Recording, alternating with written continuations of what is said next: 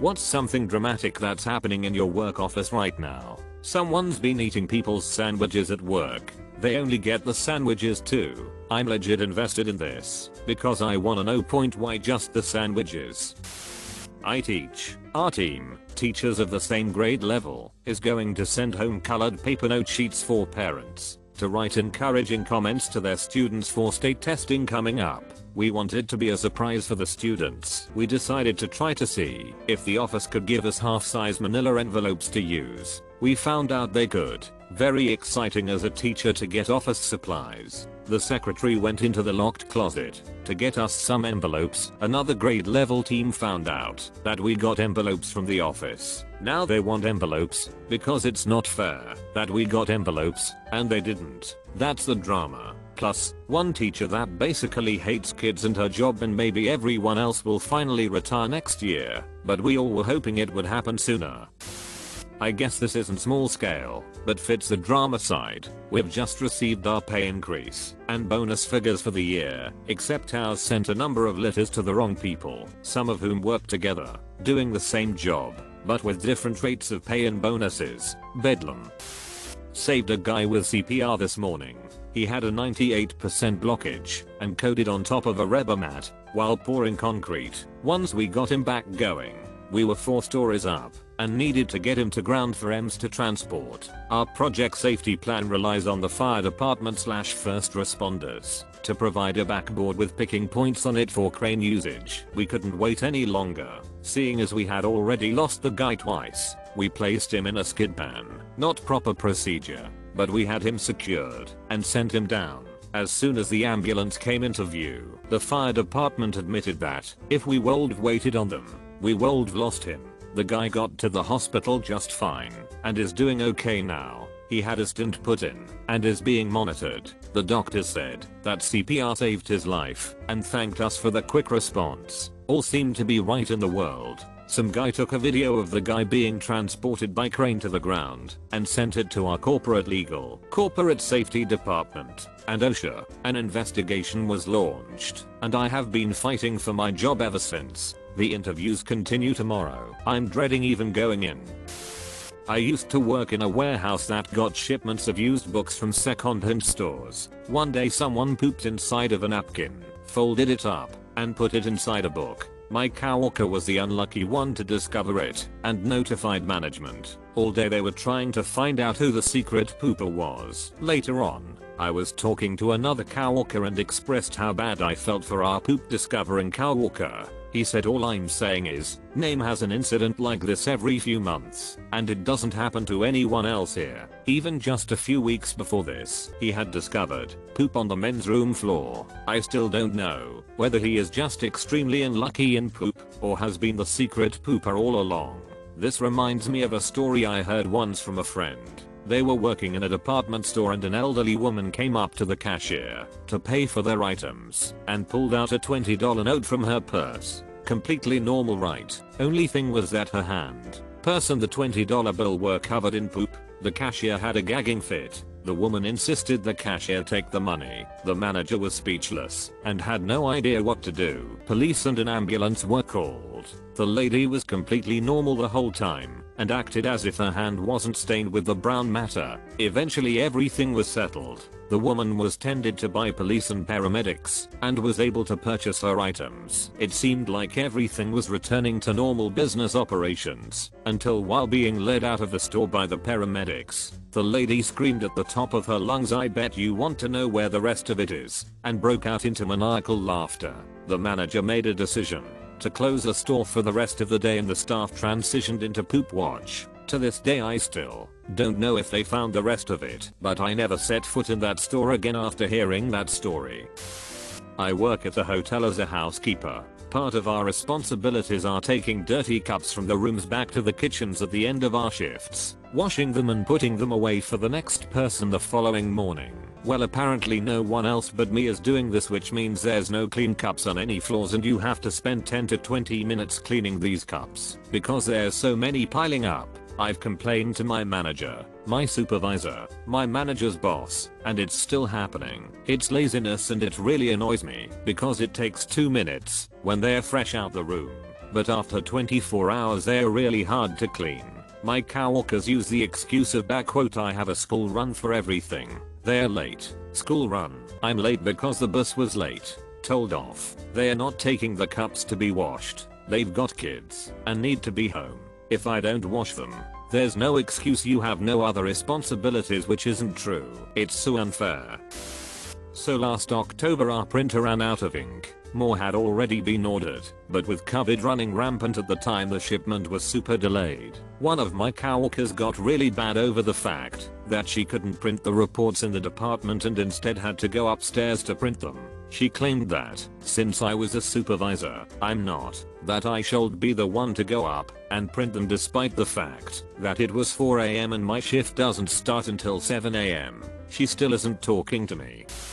Over a year ago coworker, CW1, quit to take a better job somewhere else. CW1 had their own office. Meanwhile, I'm sharing an office with 3 other people. Time goes on, I get promoted and move to another office that I share with only 2 other people. Progress. We can't find a replacement for CW1, who also decides the grass wasn't greener and applies for and is hired back to their original job. High-ups decide that I need my own office due to the nature of my job. The week before CW1 restarts they tell me to move into CW1's old office. The office faces an open area with 6 workstations. CW1's first day back boss tells CW1 to pick any open desk and CW1 picks the one closest to my door. Our jobs have absolutely nothing to do with each other. Bonus drama. CW1 was a team lead. Coworker 2, CW2, applied for CW1's job twice while CW1 was gone and was passed over both times. The third person in their section also got a job elsewhere during that time. CW2 has been keeping the section afloat and doing the work of 3 people for over a year. CW2 quit the Friday before CW1 returned. A guy slept with 2 different girls and they both got pregnant. Plot twist. He's married, his wife is a trucker, so she travels out. He had to take temporary leave because one of the girls went out of her way to call the woman and she freaked out and broke his arm in like 3 places. He's actually in pretty deep trouble though. One of the girls lied about her age on her job application and she's actually 17. So he might get charged with molestation depending on how her parents choose to react. The other's 28 and looking into adoption agencies. The bosses have actually been very hush-hush about the entire thing, but I ended up trying to console the 17-year-old when her doctor called her on her lunch break to confirm the pregnancy and she started sobbing uncontrollably and she basically unloaded it on me. 40-year-old woman is mad that those younger than her know what they're doing better than her and proceed to not listen to them even if they have been there longer / are supervisors, and is continually rude to them. She also hates technology and throws a tantrum the second she doesn't understand how to do something on the computer. No one gets along with our boss, so the company hired another boss to be our point of contact. He's her deputy. The original boss has started gate crashing Zoom calls. She's calling people on their days off and writing emails saying they are unprofessional for not picking up on their day off, and told a pregnant lady about to go on maternity leave that she's not happy about the pregnancy. A WhatsApp group has been made up where everyone is voicing their concerns to the deputy boss and things are getting out of hand quite quickly. There's an employee who keeps looking into clients' past information.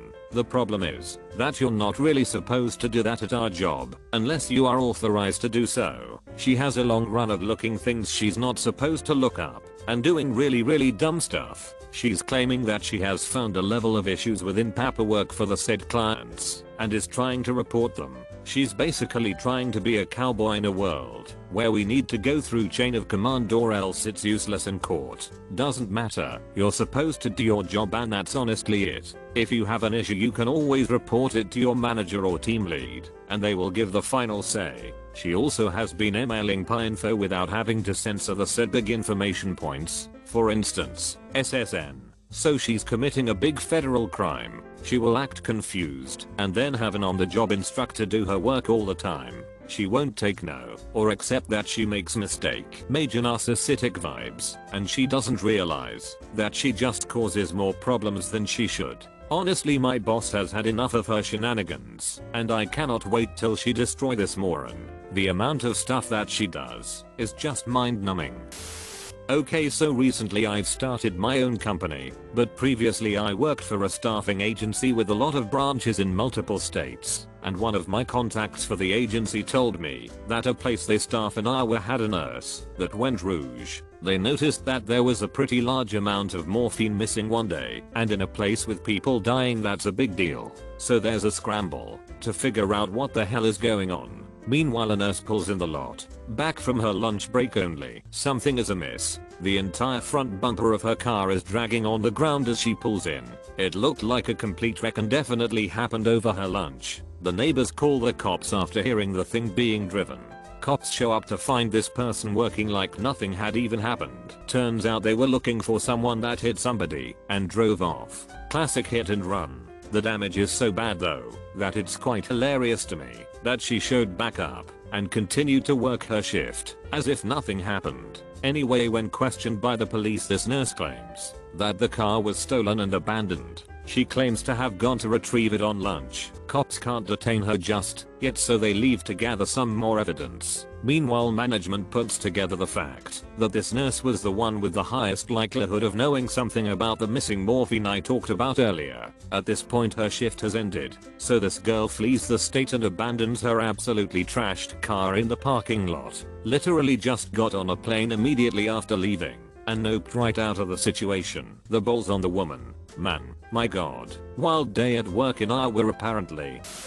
I quit my job. I highly respect the company, and they treated me well for the most part. So I gave them 6 weeks notice. I knew I would be hard to replace. I'm the sole manager of my department with nobody in the wings to step up, and we are in the middle of a busy business period. I sat down with management after I put in my notice to iron out details around my leaving. I offered to help train my replacement if they were hired before I left. Management informed me that they were going to wait for the next year's business plan to be finalized before advertising for my position. The business plan is usually finalized around the end of March. I leave at the beginning of April. The job market is insane right now. Everybody is short-staffed, and the last management role we needed to fill took over a year to hire the right person. I've worked for this company for almost a decade in my position, and can count on one hand how many times I've had to call in sick. It doesn't happen. I'm one of the most reliable staff they have. This is one of the reasons why I'm the sole manager for my department, because management never saw a need for a second person, despite me asking for one. However, I ended up have to take some time off the past few weeks due to injury, not work related, and sickness. It only took me 2 years to finally come down with COVID. Cue panic from management. My job is physical and in person, so I can't do any of my work from home. They have no one to cover me. They scramble together people from other departments to help manage my department. Somehow my department survives with only a few blips, but now management is really scared. They start hiring for my position after only my second sick day. They advertise internally for 2 weeks. No takers. They advertise externally. Nothing so far. My last day keeps creeping closer and closer, and I can see the fear in my direct manager's eyes every time it's mentioned. There is a part of me that feels bad, but there is a larger part of me that thinks it's hilarious they thought they could get away with not hiring anyone until I left. I've pretty much removed myself emotionally from the situation now, and am in full popcorn eating mode for my last few weeks, while I watch management all die inside as they realize I'm actually leaving, and they have no one to replace me. It's dementedly glorious.